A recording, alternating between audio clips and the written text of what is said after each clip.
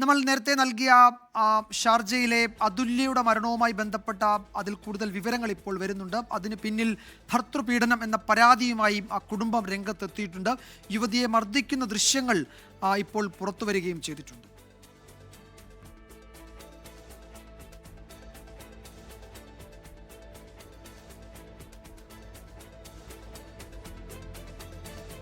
ആരാ ലൈവ് അത് വീഡിയോ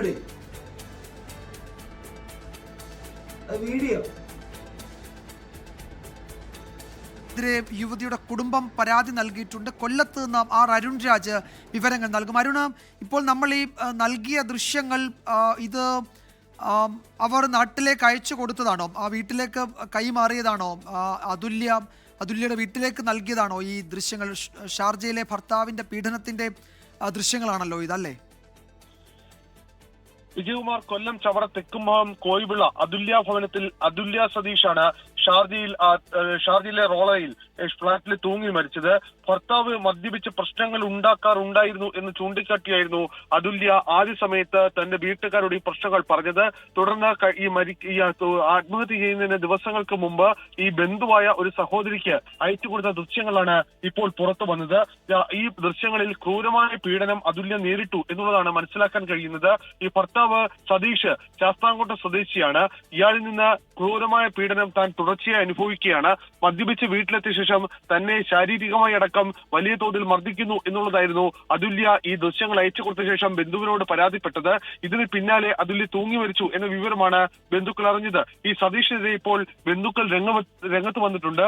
ഈ കുട്ടിയുടെ 17ാമത്തെ വയസ്സിലാണ് സതീഷുമായുള്ള വിവാഹം ഉറപ്പിക്കുകയും നിശ്ചയമടക്കം നടത്തിയ ശേഷം പിന്നീട് വിവാഹത്തിലേക്ക് കടക്കുകയുമായിരുന്നു. പക്ഷേ ഇതിനുശേഷം ഈ എന്താണ് സംഭവിച്ചത് ഇവരുടെ ജീവിതത്തിൽ എന്ന കാര്യത്തിൽ വ്യക്തതയില്ല.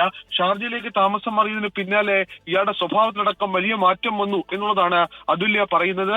അതുല്യ പിന്നീട് നേരിട്ടത് വലിയ പീഡനങ്ങളാണ്. കഴിഞ്ഞ കുറച്ചധികം നാളുകളായി അതുല്യയെ ഒരു കാര്യം ഇടയ്ക്ക് ചോദിക്കട്ടെ, ഈ ദൃശ്യങ്ങളൊക്കെ ഇവരുടെ ഈ അതുല്യയുടെ ബന്ധുവിന് കൈമാറിയത് എപ്പോഴാണ്? ഈ മരിക്കുന്നതിന് കുറച്ച് ദിവസങ്ങൾ മുമ്പ്, ആത്മഹത്യക്ക് കുറച്ച് ദിവസങ്ങൾ മുമ്പാണ് ഈ ദൃശ്യങ്ങൾ കൈമാറിയത്. ഈ ദൃശ്യങ്ങൾ പ്രധാനമായും പറഞ്ഞത് തനിക്ക് ഈ ഭർത്താവിൽ നിന്ന് ക്രൂരമായ പീഡനം ഏൽക്കുന്നുണ്ട്, ഇനി ഇത് സഹിക്കാൻ കഴിയില്ല, താങ്ങാൻ കഴിയുന്നതിനപ്പുറമാണ് ഈ പീഡനം. മദ്യപിച്ച ശേഷമാണ് സതീഷ് ഇത്തരത്തിൽ തന്നെ മർദ്ദിക്കുന്നത്, തന്നെ ശാരീരികമായി അടക്കം വലിയ തോതിൽ മർദ്ദിക്കുന്നുണ്ട് എന്ന പരാതിയായിരുന്നു അതുല്യ മുന്നോട്ട് വെച്ചത്. നമുക്ക് ആ ദൃശ്യങ്ങൾ തന്നെ കാണാം. ശരീരത്തെ പല ഭാഗങ്ങളിലും മർദ്ദനമേറ്റ് രക്തം കല്ലിച്ച് കിടക്കുന്നതിന്റെ പാടുകളടക്കമുണ്ട്. വലിയ തോതിൽ മുഖത്തും അതുപോലെ തന്നെ കൈകളിലും കാലുകളിലുമെല്ലാം മർദ്ദനം ഏറ്റുവാങ്ങിയിട്ടുണ്ട്. അത് പീഡനം അടുത്ത ദിവസങ്ങളിൽ നടന്നതല്ല. ഈ ശാരീരിക പീഡനം കഴിഞ്ഞ കുറച്ചധികം ദിവസങ്ങളായി തുടർന്നിരുന്നു എന്ന് തെളിയിക്കുന്നതാണ് ആ ദൃശ്യങ്ങൾ.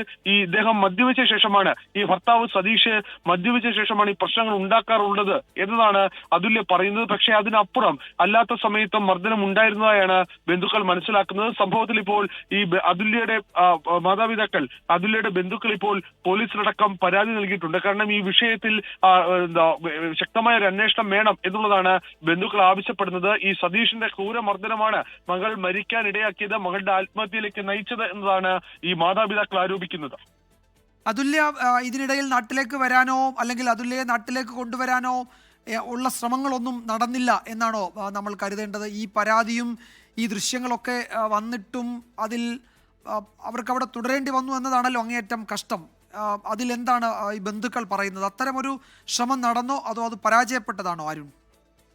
വിജയകുമാർ, ഇക്കാര്യങ്ങളിലെല്ലാം കൂടുതൽ വ്യക്തത കൈവരേണ്ടതുണ്ട്. കാരണം എന്തുകൊണ്ടാണ് അതുല്യക്ക് ഇത്തരത്തിൽ വലിയ തോതിലുള്ള ശാരീരിക പീഡനം ഏറ്റുവാങ്ങേണ്ടി വന്നിട്ടും നാട്ടിലേക്ക് മടങ്ങി വരാൻ കഴിയാതെ പോയത് എന്നീ കാര്യങ്ങളിൽ ഇനി അതിന്റെ മറുപടി പറയേണ്ടത് ഒരുപക്ഷെ ബന്ധുക്കളായിരിക്കും. അതിന്റെ കൂടുതൽ വിവരങ്ങൾ അവർക്കായിരിക്കും അറിയാൻ കഴിയുക. നമുക്ക് ലഭിക്കുന്ന പ്രാഥമികമായ വിവരമനുസരിച്ച് ഇയാൾ ഈ അതുല്യയെ നാട്ടിലേക്ക് വിടുന്നതിനടക്കം വലിയ തോതിൽ തടസ്സം നിന്നിരുന്നു എന്നുള്ളതാണ്.